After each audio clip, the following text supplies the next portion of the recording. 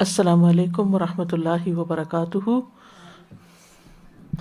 نحمدہ ونصلی علی رسولہ الکریم، اما بعد فاعوذ باللہ من الشیطان الرجیم، بسم اللہ الرحمن الرحیم، رب اشرح لی صدری ویسر لی امری واحلل عقدۃ من لسانی یفقہوا قولی۔ ہم قیامت کے دن کے حالات کے بارے میں پڑھ رہے تھے۔ قیامت کے دن کے اختتام پر انسان اپنی آخری منزل پر پہنچے گا جو جنت یا جہنم کی شکل میں ہوگی۔ تو اب سے ہم جنت اور جہنم کے بیان کے بارے میں پڑھیں گے، پہلے جہنم کے بارے میں اور پھر جنت کے بارے میں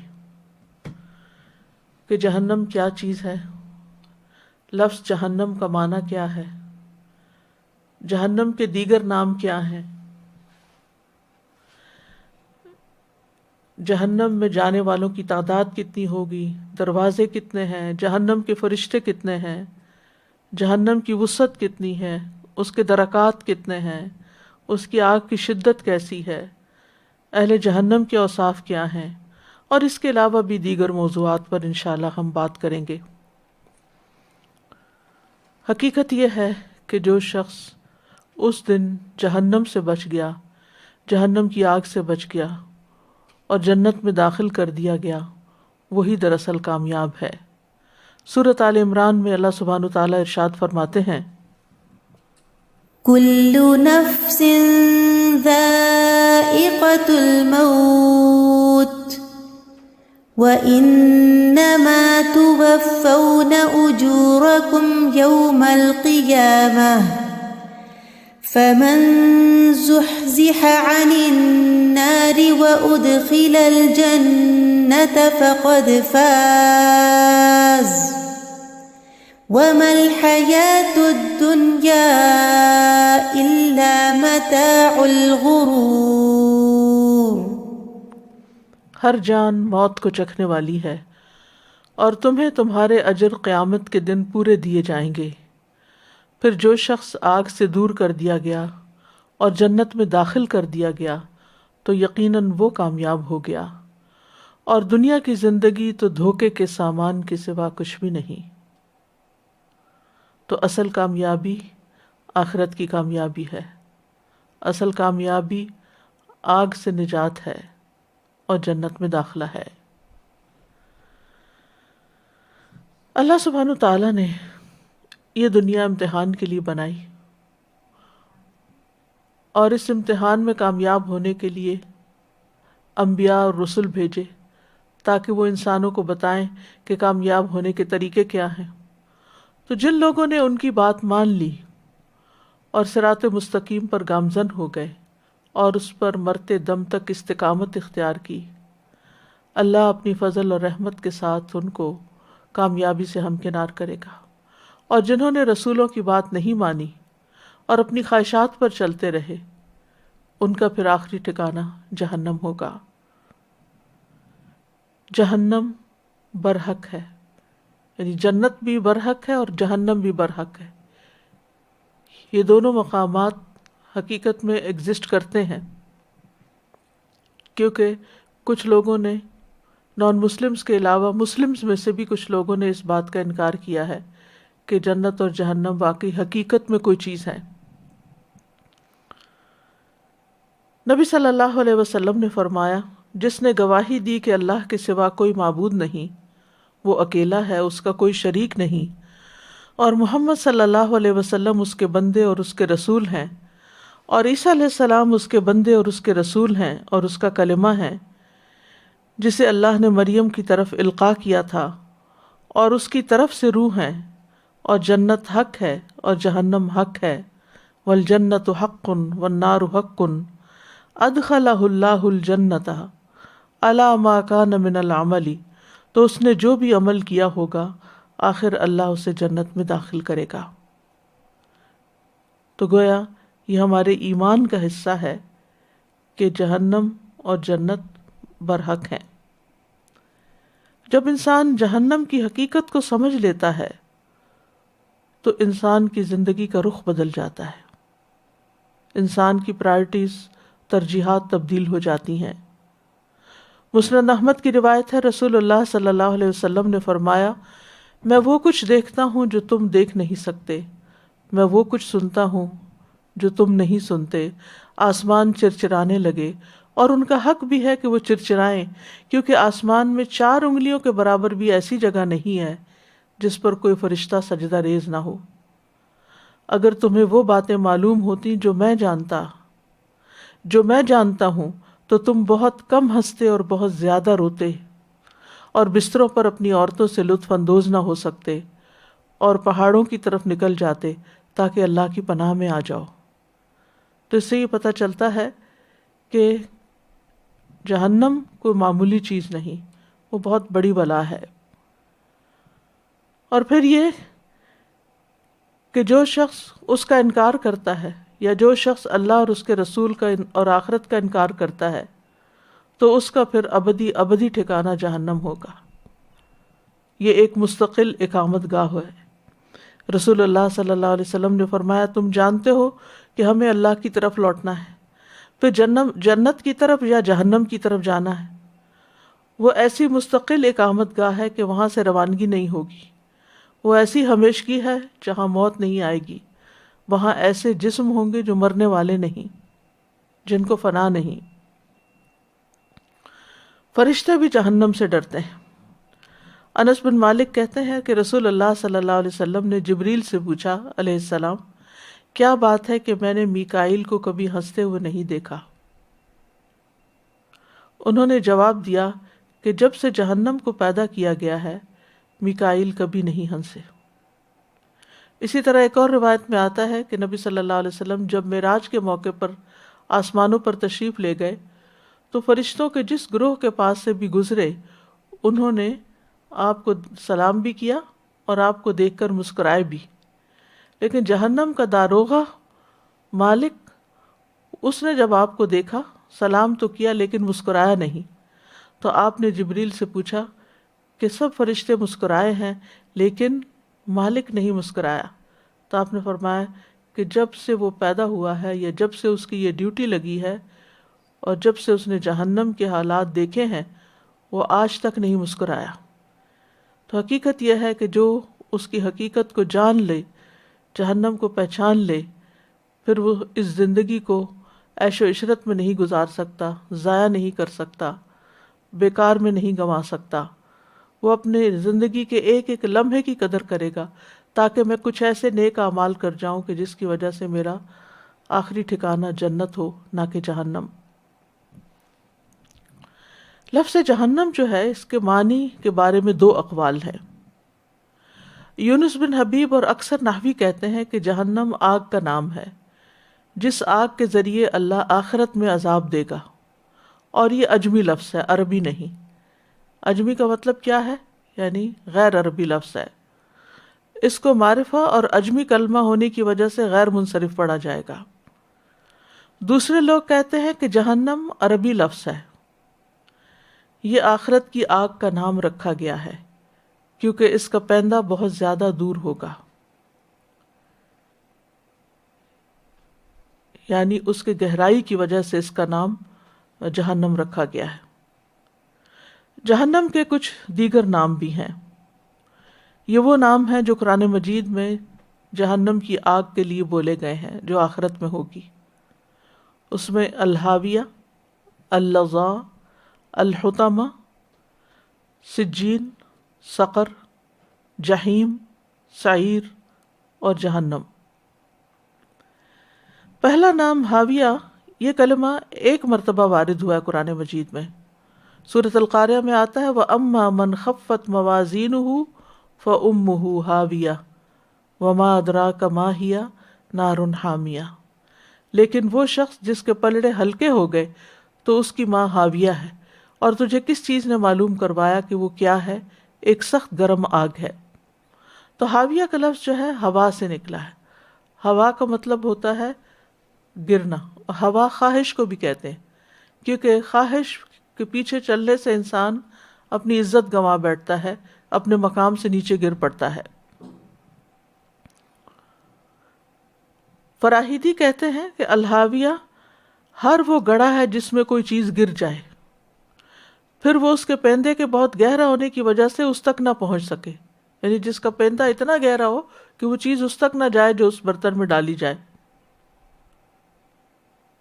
علامہ قرطبی اس نام کے بارے میں کہتے ہیں کہ اس کا نام حاویہ اس لیے رکھا گیا ہے کہ اس کے پیندے کے بہت دور اور گہرا ہونے کے باوجود جب اس میں گرایا جائے گا لوگ اس میں گرتے چلے جائیں گے، یعنی اتنے گرائے جائیں گے کہ وہ اندر ہی ان کو سمیٹ لے گا۔ حدیث میں بھی حاویہ کا لفظ آتا ہے۔ ابن مسعود کہتے ہیں کہ اللہ کے راستے میں لڑائی اور جہاد تمام گناہوں کو مٹا دیتا ہے سوائے امانت کے۔ پھر فرمایا کہ قیامت کے دن بندے کو لایا جائے گا، اگر اس نے اللہ کے راستے میں قتال اور جہاد کیا ہوگا تو اس سے کہا جائے گا کہ تو اپنی امانت ادا کر، سو وہ کہے گا اے میرے رب کیسے ادا کروں، دنیا تو گزر چکی۔ فرماتے ہیں کہا جائے گا کہ اسے حاویہ میں لے جایا جائے گا، یعنی جہنم میں، یہاں لفظ حاویہ استعمال ہوا ہے، اور اس کے لیے اس کی امانت کو اس کی اصلی صورت میں بنا دیا جائے گا۔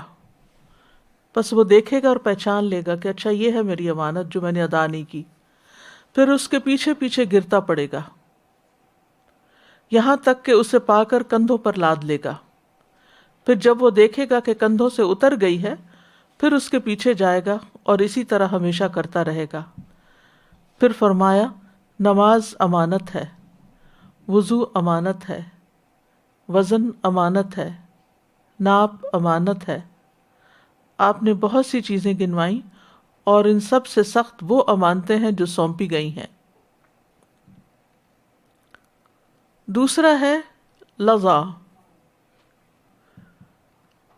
لظا یہ کلمہ قرآن مجید میں ایک ہی مرتبہ وارد ہوا ہے۔ اللہ سبحانہ وتعالیٰ کے اس قول میں جو سورۃ المعارج میں ہے، کلا انہا لظا نزاعۃ للشویٰ، ہرگز نہیں، یقیناً وہ جہنم ایک شعلہ مارنے والی آگ ہے، منہ اور سر کی کھال کو اتار کھینچنے والی ہے۔ فراہیدی کہتے ہیں کہ لظا خالص شعلے کو کہتے ہیں، پیور فلیم، اور لزیت النار تلظا لظن، ولزیت النار تلظا لظن، یعنی آگ چپک جاتی ہے، چپک جانا، یعنی ایسی آگ جو خالص ہو اور وہ جسم کے ساتھ چپک جائے۔ ابن منظور کہتے ہیں اس کا یہ نام اس لیے رکھا گیا ہے کیونکہ وہ ہر طرح کی آگ سے زیادہ سخت ہے۔ تیسرا نام ہے حطمہ۔ یہ کلمہ قرآن مجید میں 2 مرتبہ وارد ہوا ہے، اور وہ اللہ تعالیٰ کے اس فرمان میں ہے کلا لینبذن فی الحطمہ وما ادراک ما الحطمہ نار اللہ الموقدہ التی تطلع علی الافئدہ، ہرگز نہیں، یقیناً وہ ضرور حطمہ میں پھینکا جائے گا، اور تجھے کس چیز نے معلوم کروایا کہ وہ حطمہ کیا ہے؟ اللہ کی بھڑکائی ہوئی آگ ہے جو دلوں پر جھانکتی ہے۔ یعنی حطمہ کیا ہے؟ بھڑکائی ہوئی آگ۔ ابن فارس نے اس کے لغوی معنی بیان کیے ہیں کہ ہا تا میم ایک مادہ ہے اور یہ کسی چیز کو توڑ پھوڑ کر رکھ دینے کے لیے استعمال ہوتا ہے۔ حطمت الشیء حتمن، میں نے ایک چیز کو توڑ دیا، اور جو چیز خود ہی ٹوٹ جائے اسے حتمن کہا جاتا ہے۔ اور پھر یہ کہ جہنم کی آگ کو حطمہ کا نام اس لیے دیا گیا ہے کہ یہ آگ جس چیز تک پہنچے گی اس کو توڑ پھوڑ کے رکھ دے گی، کرش کر کے رکھ دے گی۔ چوتھا نام ہے سجین۔ یہ کلمہ بھی قرآن مجید میں 2 مرتبہ وارد ہوا ہے۔ سورۃ مطففین میں آتا ہے کلا ان کتاب الفجار لفی سجین وما ادراک ما سجین کتاب مرقوم، ہرگز نہیں، بے شک نافرمان لوگوں کا اعمال نامہ یقیناً سخت قید کے دفتر میں ہے، اور تجھے کس چیز نے معلوم کروایا کہ وہ دائمی سخت قید کا دفتر کیا ہے؟ ایک کتاب ہے واضح لکھی ہوئی۔ ابن فارس سجین کے بارے میں کہتے ہیں کہ سین جین جیم نون، سجن کا معنی ہے کسی کو قید کر لینا، یعنی سجنا کا معنی ہے قید کر لینا، کہا جاتا ہے سجنتہ سجنن، میں نے اس کو قید کر لیا، اور سجن وہ جیل ہوتی ہے جس میں انسان کو قید کیا جاتا ہے، اور یہ جہنم کے ناموں میں سے ایک نام ہے، کیونکہ جو شخص جہنم میں چلا گیا وہاں سے نکل نہیں سکے گا۔ ایک تو یہ کہ جہنم کی گہرائی اتنی زیادہ ہے، دوسرا یہ کہ اس کے اوپر ایسے فرشتے مقرر ہیں کہ جو ان کو مارتے ہیں اور اوپر وہ آ ہی نہیں سکتے، اور مالک جو ہے وہ جہنم کے گیٹ پہ داروغہ ہے کہ جو جیسے جیل کے اوپر چوکیدار ہوتے ہیں اور کسی قیدی کی مجال نہیں ہوتی کہ جیل سے باہر نکلے، تو اسی طرح جہنم سے بھی کوئی شخص باہر نہیں نکل سکے گا، وہ ایک قید خانہ بھی ہے۔ نمبر 5، سقر۔ سقر قرآن کریم میں 4 مرتبہ وارد ہوا ہے۔ اللہ تعالیٰ کا فرمان ہے سأصلیہ سقر وما ادراک ما سقر لا تبقی ولا تذر لواحۃ للبشر، میں اسے جلد ہی سقر یعنی جہنم میں داخل کروں گا، اور تجھے کس چیز نے معلوم کروایا کہ سقر کیا ہے؟ نہ وہ باقی رکھتی ہے نہ چھوڑتی ہے، چمڑے کو جھلس دینے والی ہے۔ اسی طرح سورۃ المدثر میں اللہ تعالیٰ فرماتے ہیں کہ الا اصحاب الیمین فی جنات یتساءلون عن المجرمین ما سلککم فی سقر قالوا لم نک من المصلین، مگر دائیں ہاتھ والے جنتوں میں سوال کریں گے مجرموں سے تمہیں کس چیز نے سقر میں داخل کیا؟ وہ کہیں گے ہم نماز ادا کرنے والوں میں سے نہ تھے۔ تو یہاں اللہ تعالیٰ نے سقر کا معنی خود ہی بیان کر دیا کہ سقر وہ ہے جو نہ باقی رہنے دے نہ چھوڑے، یعنی ختم کر کے رکھ دے انسان کو، لیکن اس کے باوجود انسان پہ موت نہیں آئے گی۔ ابن فارس کہتے ہیں سین قاف را کا مادہ جلا دینے پر یا آگ کے ذریعے بھون کر رنگ تبدیل کرنے پر دلالت کرتا ہے، یعنی جب کسی چیز کو آگ پہ بھون دیا جاتا ہے تو اس کا رنگ بدل جاتا ہے۔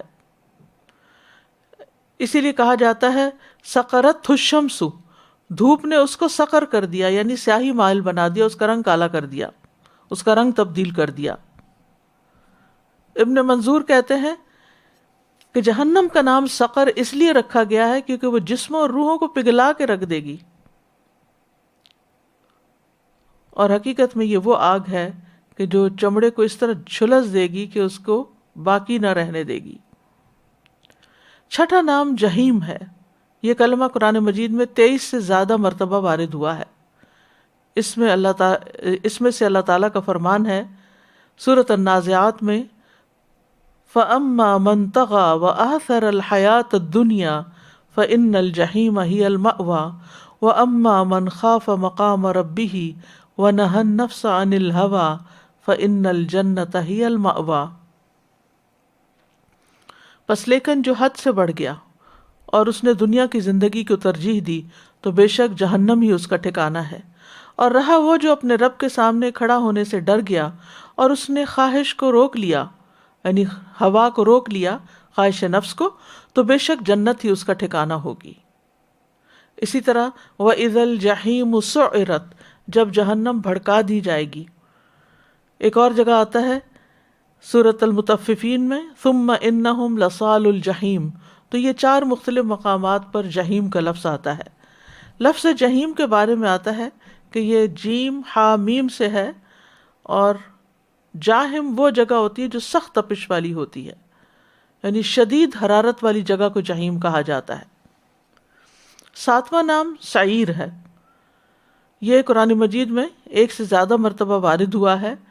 وَأَمَّا مَنْ أُوتِيَ كِتَابَهُ وَرَاءَ ظَهْرِهِ فَسَوْفَ يَدْعُو ثُبُورًا وَيَصْلَىٰ سَعِيرًا إِنَّهُ كَانَ فِي أَهْلِهِ مَسْرُورًا، اور لیکن وہ شخص جس کا نامہ اعمال اس کے پیٹھ پیچھے دیا گیا تو ان قریب وہ بڑی ہلاکت کو پکارے گا اور بھڑکتی ہوئی آگ میں جائے گا، بلا شبہ وہ اپنے گھر والوں میں خوش تھا، یعنی یہ اس کا قصور تھا کہ دنیا میں مزے کر رہا تھا اور آخرت کو بھولے ہوئے تھا۔ اسی طرح سورۃ الملک میں آتا ہے فَاعْتَرَفُوا بِذَنبِهِمْ فَسُحْقًا لِّأَصْحَابِ السَّعِيرِ، اور سعیر کا لفظ جو ہے سین عین را سے ہے، کسی چیز کا مشتعل ہونا اور دہکنا اور اوپر اٹھنا، یعنی جیسے جہنم کی آگ بھڑکے گی اور اس کے شعلے جو ہیں وہ اونچے اٹھیں گے۔ نمبر 8 جہنم، یہ 8واں نام ہے۔ قرآن مجید میں 70 سے زیادہ دفعہ یہی لفظ آیا ہے، ان جہنم کانت مرصادا فلہم عذاب جہنم ولہم عذاب الحریق، پھر فی نار جہنم۔ ابن منظور کہتے ہیں جہنم کی وجہ تسمیہ یہ ہے کہ جہنم اس گہرائی کو کہتے ہیں جو بہت دور ہو، نیچے۔ بئر جہنم و جہنم، یعنی وہ کنواں جس کا پیندہ بہت زیادہ گہرا ہو، نیچے۔ تو جہنم کو یہ نام اس لیے دیا گیا ہے کہ اس کی گہرائی بہت ہے، بہت نیچے ہے۔ جب وہ حدیث میں آتا ہے نا کہ ایک پتھر کے گرنے کی آواز آئی تو آپ نے فرمایا 70 سال پہلے لڑکایا گیا تھا۔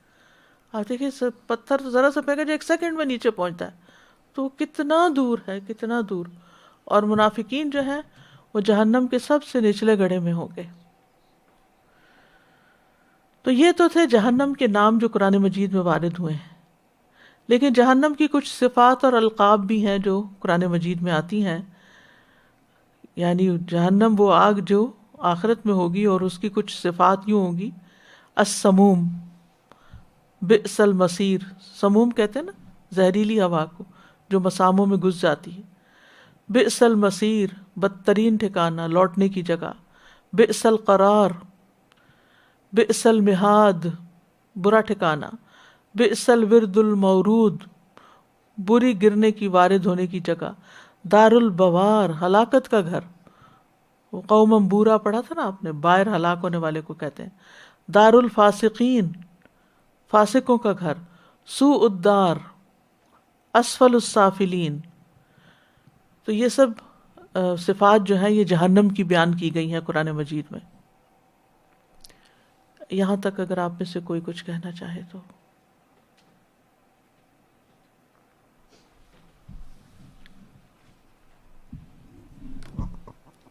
زیادہ تر تو بار بار جیسے جہاں پہ بھی جہنم کا ذکر آیا تو ما ادراک، تم کیا چاہتے ہو، اور تم کیا جانو کہ کیا ہے جہیم، یہ سجین اور علیین، اور ساروں کے نام بار بار، کہ یہ اتنا، جیسے آپ کسی چیز کو بارے میں کہتے ہیں نا، تم کیا جانو کہ وہ کیا چیز ہے، وہ کیا جگہ ہے، کہ آپ امیجن نہیں کر سکتے۔ تو اس طرح کی فیلنگ آ رہی ہے نا، ساری جب کٹھے آپ اپنے پڑھے ہیں کہ پتہ نہیں وہ کس قسم کی بلا چیز ہے کہ امیجن نہیں کر سکتے۔ لوگ کہتے ہیں سورج ہے، وہ جہنم بنائی ہوئی ہے اللہ تعالیٰ نے، لیکن ہم سورج اور چاند تو خود جہنم میں ہوں گے، تو اس کی پھر وسعت آپ دیکھیے کتنی بڑی ہوگی کہ پورا چاند اس کے اندر ڈال دیا جائے گا، سورج ڈال دیا جائے گا، لوگ تو دیکھیں نا اس سے کہ ان کی کیسے ہیٹ کہتے میں ہیں اضافہ ہوگا، لیکن سورج سے زیادہ ہیٹ ہے جہنم کی۔ جی، تو خود سے خود بنا لینا چیزیں، اور یہ وہ اب وہی تو بات یہ مجھے جو سمجھ آ رہی ہے وہ یہ ہے کہ کیا چیز ہے یہ اللہ ہی جانتا ہے، لیکن اس خوف سے اللہ تعالیٰ محفوظ رکھیں۔ استاذہ جی، وہ ابھی جیسے آپ نے بتایا کہ اس کا جو فرشتہ مالک ہے وہ کبھی مسکرایا ہی نہیں، تو جیسے وہ سینگ از بلیونگ والی بات ہے، لیکن جب اگر ہم کہتے ہیں کہ ہمیں غیب پہ یقین ہے تو پھر ہمیں بھی اسی لیول کا ہی یقین ہونا چاہیے جیسے وہ مالک کو یقین ہے، اور وہ دیکھتا ہے اور مسکرا بھی نہیں سکتا۔ تو ہم تو پتہ نہیں کہاں ہیں، بہت پیچھے۔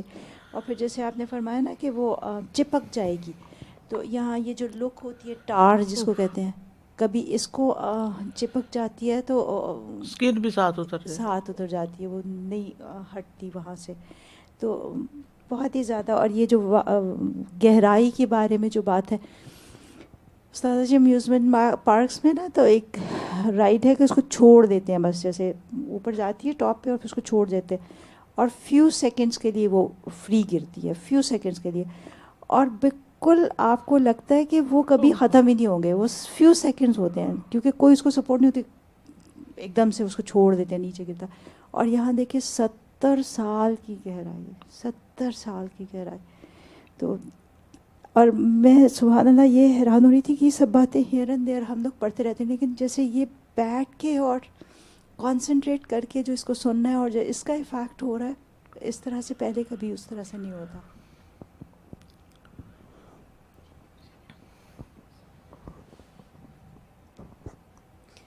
استاذہ وہی شیلا باجی جو بات کر رہی ہیں، تو میں وہی سوچ رہی ذرا ہوں اونچا کہ بولیے. خالدین فیہا ہم کہتے ہیں، اور جنت کے لیے ہم کہتے ہیں، اور جہنم کے لیے. سب سے جو ڈرانے والی چیز ہے نا، دنیا میں کیسا بھی حالات ہوں وہ ختم ہو جاتے ہیں، لیکن وہاں پہ ختم نہیں ہوا.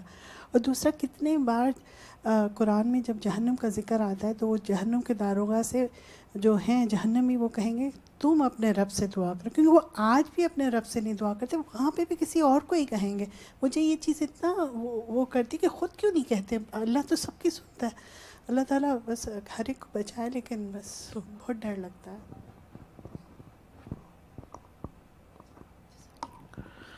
اگلا پوائنٹ جو سمجھنے کا ہے وہ ہے کہ جہنم بنائی جا چکی ہے، تخلیق کی جا چکی ہے.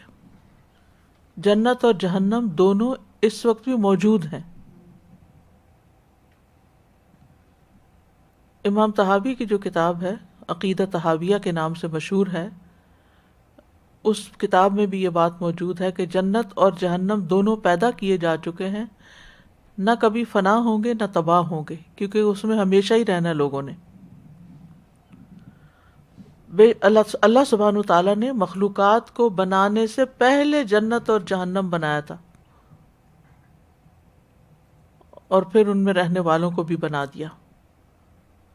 جس کو چاہے گا اپنے فضل سے جنت میں داخل کرے گا، اور جس کو چاہے گا اپنے عدل کی وجہ سے جہنم میں بھیجے گا.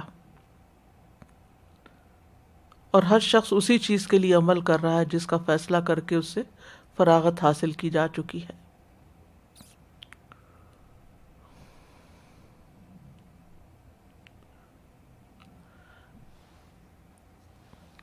یاد رکھیے، امت میں دو گروہ ایسے تھے، معتزلہ اور قدریہ. انہوں نے انکار کر دیا اور کہا کہ اللہ ان دونوں کو قیامت کے دن پیدا کرے گا،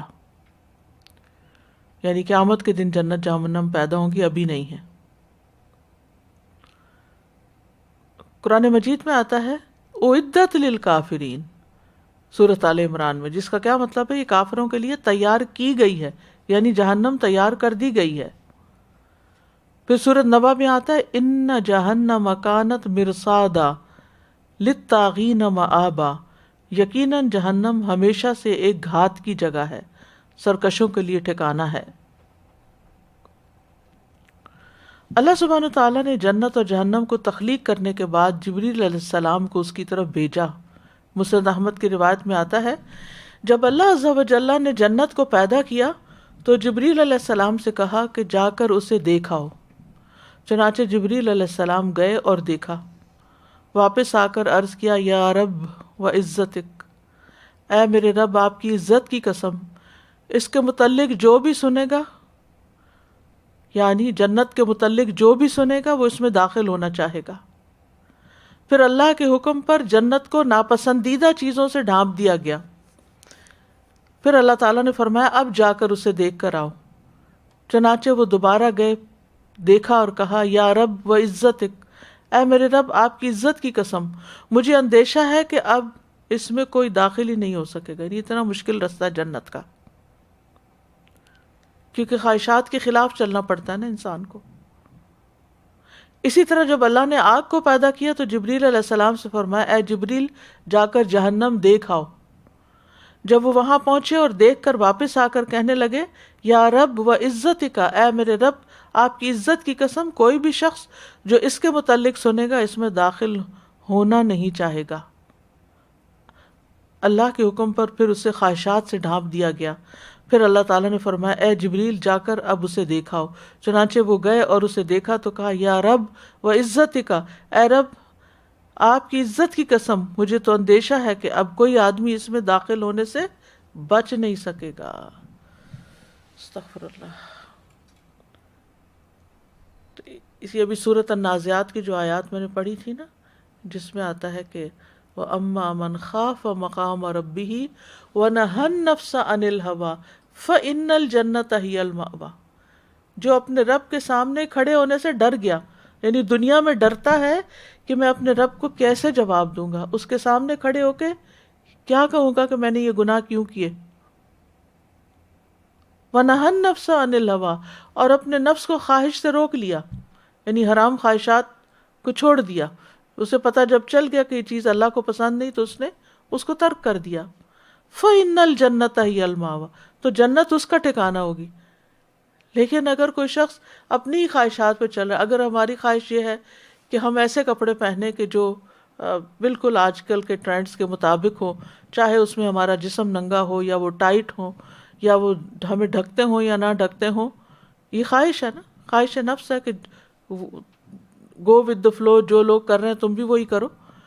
تو اس پر کتنی سخت وعید سنائی گئی ہے کہ وہ عورتیں جنت کی خوشبو بھی نہ پا سکیں گی جو لباس پہن کر بھی ننگی رہیں. تو ایک تو سی تھرو کپڑوں میں انسان ننگا ہوتا ہے، دوسرا انتہائی ٹائٹ کپڑوں میں. تب آپ دیکھیں کہ بعض اوقات گاؤنز اور جو اوپر کے ڈریسز ہیں وہی اتنے ٹائٹ ہوتے ہیں کہ اس میں سے جسم سارا دکھ رہا ہوتا ہے، یہ سب کچھ نظر آ رہا ہوتا ہے. لیکن ہم کیا کریں، ہماری خواہش ہے یہ ایسا لباس پہننا، یا اسی طرح جب کسی چیز کے بارے میں پتہ چل جائے یہ مشکوک ہے، یہ حرام ہے، نہیں کھانی، لیکن ہمیں پسند بہت ہے تو اس لیے بسم اللہ پڑھ کے کھا لیتے ہیں، کوئی بات نہیں. تو جنت میں جانے کے لیے خواہش نفس کو روکنا بہت ضروری ہے. اسی لیے اللہ نے جو شراب حرام کی، زنا حرام کیا اور حرام حلال کا کانسیپٹ دیا، تو ان چیزوں کو مد نظر رکھنا بے حد ضروری ہے. صرف خواہشات کے پیچھے چل کے زندگی بسر نہیں کرنی چاہیے. بہرحال یہ حدیث تو یہاں اس لیے لائی گئی کہ یہ بتایا جائے کہ جنت اللہ تعالیٰ نے تخلیق کی اور اس کو دیکھنے کے لیے جبریل کو بھیجا، جہنم بھی اللہ نے بنائی اور اس کو دیکھنے کے لیے جبریل علیہ السلام کو بھیجا. تو اس لیے ہم اس کا انکار نہیں کر سکتے کہ یہ قیامت کے دن جنت جہنم بنے گی، نہیں، وہ اب بھی ہے. نبی صلی اللہ علیہ وسلم کو بھی جہنم دکھائی گئی تھی. حضرت عائشہ کہتی ہیں رسول اللہ صلی اللہ علیہ وسلم نے فرمایا، یقیناً میں نے اس مقام پر کھڑے ہر چیز کو دیکھا ہے جس کا مجھ سے وعدہ کیا گیا تھا، حتیٰ کہ میں نے یہ بھی دیکھا کہ جنت کے انگوروں سے ایک خوشہ توڑنے کا ارادہ کر رہا ہوں جب تم نے مجھے آگے بڑھتے ہوئے دیکھا. اسی طرح میں نے جہنم کو بھی دیکھا، اس کے شعلے ایک دوسرے کو توڑ رہے تھے جب تم نے مجھے پیچھے ہٹتے ہوئے دیکھا. یعنی نبی صلی اللہ علیہ وسلم کو یہ چیزوں کا مشاہدہ کروایا گیا، یعنی جنت اور جہنم دونوں کا. عبداللہ بن عباس کہتے ہیں کہ رسول اللہ صلی اللہ علیہ وسلم نے فرمایا، مجھے نماز کی حالت میں جہنم دکھائی گئی، مجھے نماز کی حالت میں جہنم دکھائی گئی، چنانچہ میں نے آج کی طرح کا ہیبت ناک منظر کبھی نہیں دیکھا. یعنی اتنا خوفناک چیز کبھی بھی نہیں دیکھی. مرنے کے بعد مرنے والے کو جنت یا جہنم میں اس کا ٹھکانہ دکھایا جاتا ہے، یعنی قبر میں جب انسان جاتا ہے. عبداللہ ابن عمر رضی اللہ عنہ کہتے ہیں کہ رسول اللہ صلی اللہ علیہ وسلم نے فرمایا، جب تم میں سے کوئی مر جاتا ہے تو ہر صبح اور شام اسے اس کا ٹھکانہ دکھایا جاتا ہے. اگر وہ جنتی ہے تو جنت میں، اگر جہنمی ہے تو جہنم میں. پھر اسے کہا جاتا ہے کہ یہی تیرا مقام ہے یہاں تک کہ قیامت کے دن اللہ تجھے اٹھائے. تو اس سے یہ پتہ چلتا ہے کہ جنت اور جہنم قیامت کے آنے سے پہلے ہی بن چکے ہیں. قیامت کے دن تو بس اس میں مجرموں کو ڈالا جائے گا، جیسے کہ سورۃ مریم میں آتا ہے، فَوَرَبِّكَ لَنَحْشُرَنَّهُمْ أَجْمَعِينَ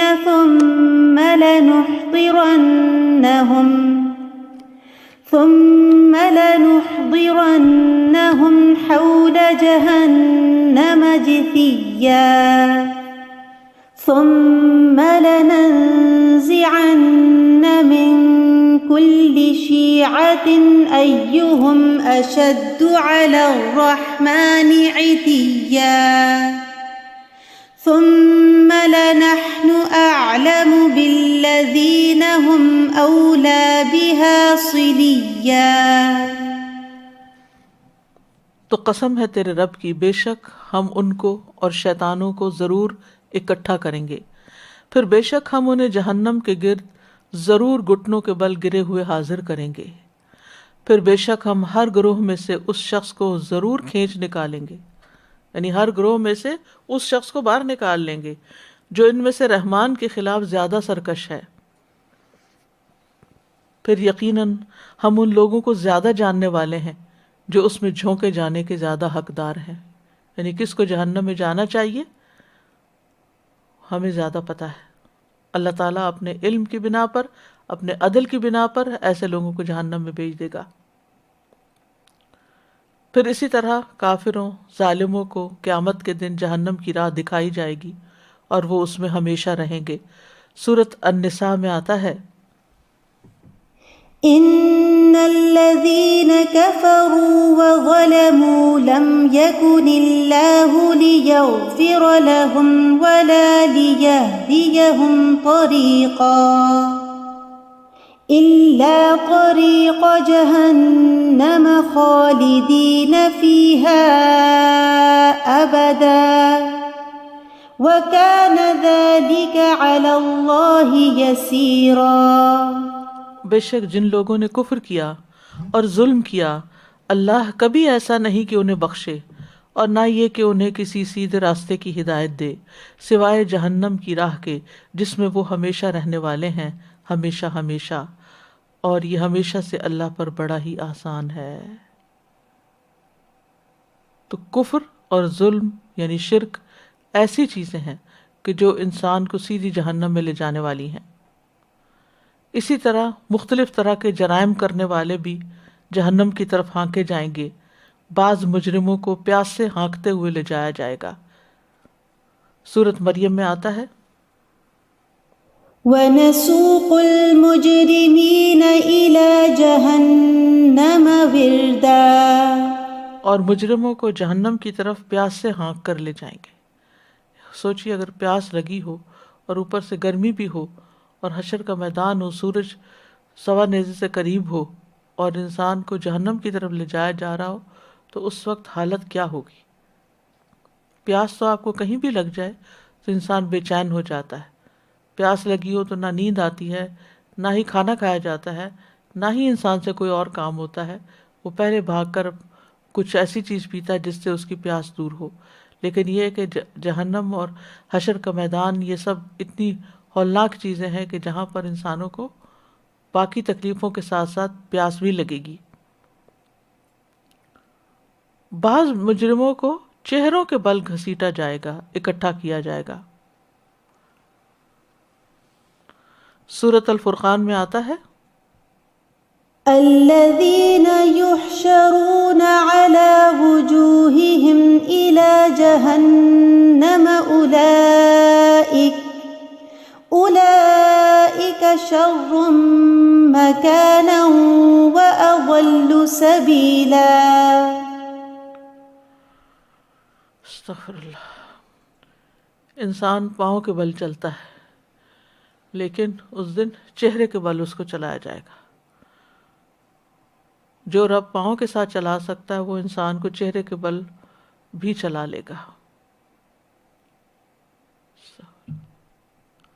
پھر اسی طرح گروہ در گروہ لوگ جہنم میں جائیں گے اور جن و انس کی جماعتوں کے ساتھ۔ سورۃ الاعراف میں آتا ہے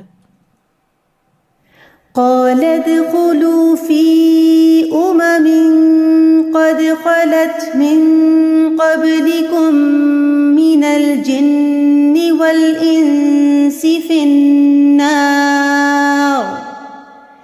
كلما دخلت أمة لعنت أختها حتى إذا اداركوا فيها جميعا قالت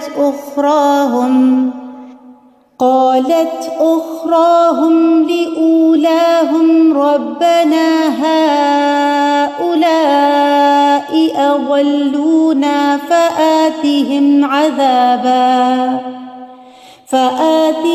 عذابا ضعفا من النار قال لكل ضعف ولكن لا تعلمون۔ فرمائے گا ان جماعتوں کے ہمراہ جو جنوں اور انسانوں میں سے تم سے پہلے گزر چکی ہیں آگ میں داخل ہو جاؤ۔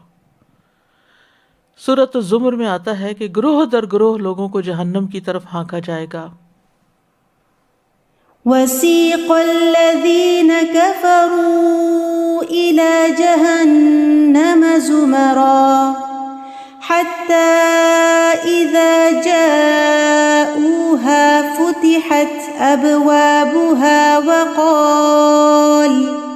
وقال لهم خزنتها ألم يأتكم رسل منكم يتلون عليكم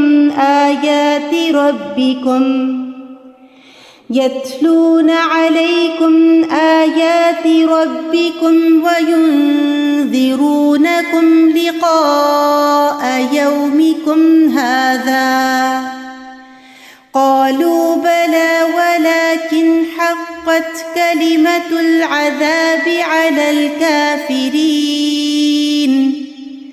قيل ادخلوا أبواب جهنم خالدين فيها فبئس مثوى المتكبرين. اور وہ لوگ جنہوں نے کفر کیا گروہ در گروہ جہنم کی طرف ہانکے جائیں گے، یہاں تک کہ جب وہ اس کے پاس آئیں گے تو اس کے دروازے کھولے جائیں گے، یعنی باقاعدہ گیٹس ہیں جہنم کے، اور اس کے نگران ان سے کہیں گے کیا تمہارے پاس تم میں سے کچھ رسول نہیں آئے تھے جو تم پر تمہارے رب کی آیات پڑھتے ہوں اور تمہیں تمہارے اس دن کی ملاقات سے ڈراتے ہوں؟ کہیں گے کیوں نہیں، لیکن عذاب کی بات کافروں پر ثابت ہو گئی. کہا جائے گا پس جہنم کے دروازوں میں داخل ہو جاؤ، اس میں ہمیشہ رہنے والے، پس وہ تکبر کرنے والوں کے لیے برا ٹھکانہ ہے. تو اس سے بھی پتہ چلتا ہے کہ تکبر کی صفت جو ہے، ایروگنس جو ہے، وہ انسانوں کو جہنم میں لے جانے والا ہے. پھر اسی طرح مجرموں کو ان کے جوڑوں کے ساتھ جہنم میں بھیجا جائے گا. جس سے اگر کوئی ہسبینڈ وائف دونوں جہنم ڈیزرو کرتے تو دونوں ہی کو اکٹھا، یا اسی طرح دوست یا جن کے ساتھ انسان دوستی رکھتا ہے. سورۃ صافات میں اللہ تعالیٰ فرماتے ہیں احشروا الذين ظلموا وأزواجهم وما كانوا يعبدون من دون الله فاهدوهم إلى صراط الجحيم. فرمایا اکٹھا کرو ان لوگوں کو جنہوں نے ظلم کیا اور ان کے جوڑوں کو اور جن کی وہ عبادت کیا کرتے تھے، یعنی معبود بھی ساتھ ہی اللہ کے سوا، پھر انہیں جہنم کی راہ کی طرف لے چلو. پھر پہلے لے جایا جائے گا، گروہ بن گئے، گروہ پہ چل رہے ہیں اس رستے پہ، پھر آگے مجرموں کو جہنم میں دھکیل دیا جائے گا. سورۃ دخان میں آتا ہے خذوه فاعتلوه إلى سواء الجحيم. اسے پکڑو پھر اسے بھڑکتی ہوئی آگ کے درمیان تک دھکیل کے لے جاؤ، سواء الجحیم، اندر تک چھوڑ کے آؤ. پھر یہ کہ سختی سے دھکیلا جائے گا، دھکے مار مار کے. سورۃ طور میں آتا ہے يوم يدعون إلى نار جهنم دعا هذه النار التي كنتم بها تكذبون.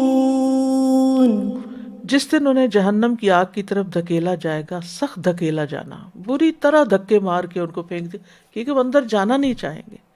آپ سوچے گہری کھائی اور اوپر سے کوئی دھکا دے کے گرا دے، کیا حال ہوگا. یہی ہے وہ آگ جسے تم جھٹلاتے تھے، جس کا تمہیں یقین نہیں تھا. پھر یہ کہ مجرم ایک دوسرے کے پیچھے آگ میں گرتے چلے جائیں گے، ایک لاٹ پہلے گئے، اس کے بعد ایک اور، اس کے بعد ایک اور. ابو سعید خدری رضی اللہ عنہ سے روایت ہے، وہ کہتے ہیں کہ رسول اللہ صلی اللہ علیہ وسلم نے فرمایا پھر انہیں اکٹھا کر کے جہنم کی طرف ہانکا جائے گا. وہ جہنم سراب کی طرح ہوگی اور اس کا حصہ ایک دوسرے کو توڑ رہا ہوگا، اور لوگ آگ میں گرتے چلے جائیں گے، یعنی ایک دوسرے کے پیچھے بس گرتے ہی جا رہے ہوں گے، گرتے ہی جا رہے ہوں گے. جہنم میں جانے والوں کی تعداد کے بارے میں قرآن مجید میں آتا ہے کہ وہ کثیر تعداد کے لوگ ہوں گے، اتنے کہ جن سے جہنم اور جنت کو بھر دیا جائے گا. اور ہر 100 میں سے 99 لوگ جہنمی ہوں گے، ہر 1000 میں سے 999 لوگ، اور ہر مومن کے بدلے ایک کافر.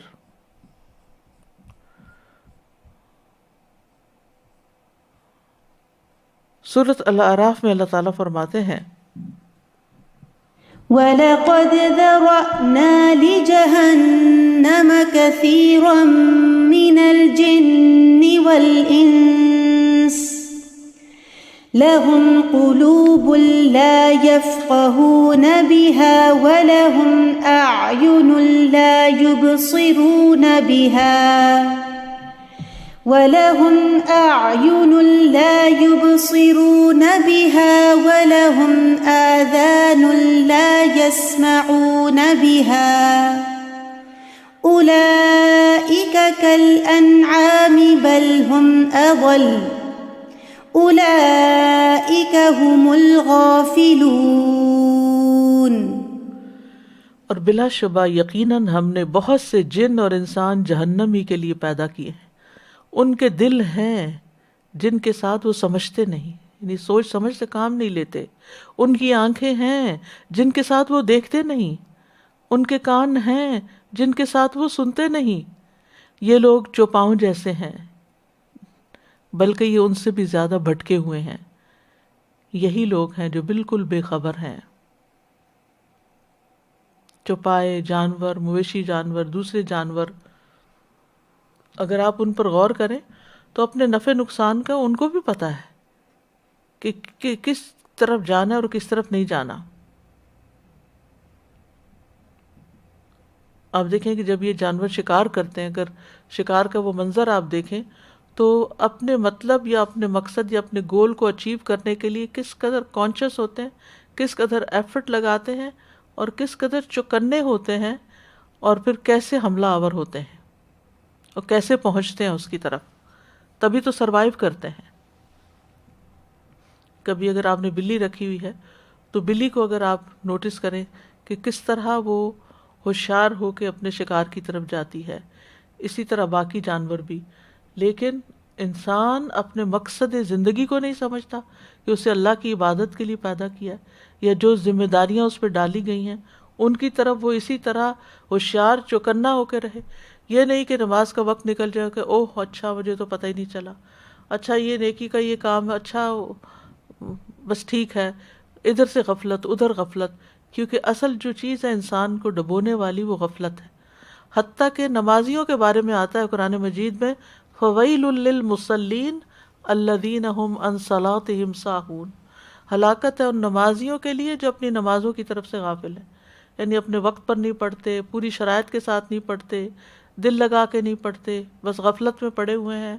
وقت مل گیا تو پڑھ لیا، آخری وقت میں جا پڑھا، کبھی قضا کر دی، کبھی پڑھ لی، کبھی سوئے کے سوئے رہ گئے۔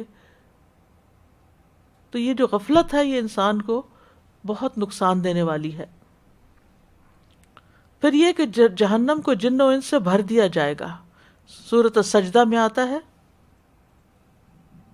وَلَوْ شِئْنَا لَآتَيْنَا كُلَّ نَفْسٍ هُدَاهَا وَلَكِنْ حَقَّ الْقَوْلُ مِنِّي لَأَمْلَأَنَّ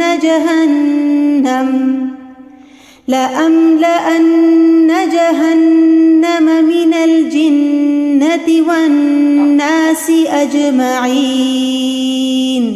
اور اگر ہم چاہتے تو ہر نفس کو اس کی ہدایت دے دیتے، لیکن میری طرف سے بات پکی ہو چکی کہ یقیناً میں جہنم کو جنوں اور انسانوں سب سے ضرور بھر دوں گا۔ یعنی اتنی کثیر تعداد میں لوگ جہنم میں جائیں گے، کیونکہ دنیا میں آ کے شیطان نے ان کو بہکایا، خواہشات سے مغلوب ہوئے، آنکھوں پہ پٹی پڑ گئی، اور اندھا دھند لوگوں کو دیکھ کر بلائنڈ فالوئنگ کے ذریعے اللہ کو بھول کر، آخرت کو بھول کر صرف مزوں میں پڑے رہے اور اس انجام کو بھول گئے، حتیٰ کہ اس نتیجے پہ جا پہنچے۔ ابو ہریرہ کہتے ہیں نبی صلی اللہ علیہ وسلم نے فرمایا قیامت والے دن سب سے پہلے آدم علیہ السلام کو بلایا جائے گا، وہ اپنی اولاد کو دیکھیں گے، انہیں بتایا جائے گا کہ یہ تمہارے باپ آدم ہیں علیہ السلام۔ اللہ تعالیٰ ان کو آواز دے گا، وہ کہیں گے میں حاضر ہوں، میں حاضر ہوں۔ اللہ تعالیٰ فرمائے گا اپنی اولاد میں سے جہنم میں داخل ہونے والوں کو علیحدہ کر دو۔ وہ پوچھیں گے اے میرے رب کتنوں کو علیحدہ کروں؟ اللہ تعالیٰ فرمائیں گے 100 کی نفری میں سے 99 کو۔ صحابہ نے کہا اللہ کے رسول جب ہمارے 100 میں سے 99 کو دوزخ کے لیے پکڑ لیا جائے گا تو ہم میں سے کون بچے گا؟ آپ نے فرمایا بقیہ امتوں میں میری امت کی تعداد سیاہ رنگ کے بیل کے پشت پر سفید بالوں جتنی ہوگی، یعنی امت کم ہوگی تو اس میں سے کم لوگ پھر جائیں گے۔ اسی طرح ایک اور روایت میں آتا ہے کہ 1000 میں سے 999 جو یاجوج ماجوج کی اولاد میں سے ہوں گے۔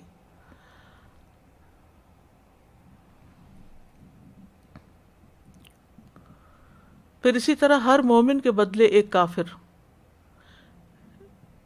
ابو بردہ کہتے ہیں اپنے والد ابو موسیٰ اشعری سے، رسول اللہ صلی اللہ علیہ وسلم نے فرمایا جب قیامت کا دن ہوگا تو ہر مومن کے پاس ایک فرشتہ کافر کو لے کر آئے گا اور اسے کہے گا اے مومن لیجئے یہ کافر، یہ جہنم سے تیرا فدیہ ہے۔ یعنی جب قیامت کا دن ہوگا تو اللہ تعالیٰ ہر مومن کی طرف ایک فرشتہ بھیجے گا اور اس کے ساتھ ایک کافر ہوگا، پس وہ فرشتہ مومن سے کہے گا اے مومن اس کافر کو پکڑ لو، یہ جہنم سے جان چھڑانے کے لیے تمہارا فدیہ، کیونکہ وہ تو پہلے ہی کفر پر ہے نا، یعنی تم اس کے بدلے میں جہنم سے آزاد ہو جاؤ گے۔ جہنم میں تمہاری منزل تھی، اگر تم اس کے حقدار ہوتے تو تم اس میں داخل ہوتے، پس اب یہ کافر اس کا حقدار بن گیا تو اس طرح یہ کافر جہنم سے تمہاری آزادی کا فدیہ بن گیا، کیونکہ تم نے اس سے نجات پا لی اور کافر کے لیے وہ مقرر ہو گیا، پس اس کو جہنم میں پھینک دو، یہ تمہارا فدیہ ہے۔ پھر اسی طرح جہنم میں عورتوں کی اکثریت ہوگی۔ عمران بن حسین کہتے ہیں صحیح بخاری کی روایت ہے، آپ نے فرمایا میں نے جنت میں جھانک کر دیکھا تو اکثریت فقراء کی تھی، فقیر لوگ زیادہ تھے، اور جہنم میں جھانکا تو وہاں عورتیں زیادہ تھیں، اور اس کی وجہ بھی ایک دوسری حدیث میں بتائی گئی کہ تم لان تان بہت کرتی ہو اور شوہر کی ناشکری، یعنی یہ دو ویکنیسز ہیں جس کی وجہ سے عورتوں کے لیے وعید سنائی گئی۔ اچھا اب آپ سوچ رہے ہوں گے کہ اس طرح کی باتیں کیوں کی گئی ہیں، یہ دراصل ڈیٹرنٹ کے طور پر ہے کہ پہلے سے ہی بتا دیا گیا کہ یہ دو کوالٹیز جو ہیں یہ جہنم میں لے جانے والی ہیں۔ اپنی اس ویکنس کے اوپر قابو پاؤ، اپنی اس ویکنس کو کنٹرول کرو، کہیں ایسا نہ ہو کہ اس کی وجہ سے آخری ٹھکانہ خراب ہو جائے۔ تو جہنم بہرحال جب بھر بھی دی جائے گی تو جہنم اور کا مطالبہ کرتی رہے گی۔ نبی صلی اللہ علیہ وسلم نے فرمایا جہنم میں دوزخیوں کو ڈالا جائے گا اور وہ کہے گی کچھ اور بھی ہے، حل من مزید، یہاں تک کہ اللہ رب العزت اپنا قدم اس پر رکھے گا اور وہ کہے گی کہ بس بس۔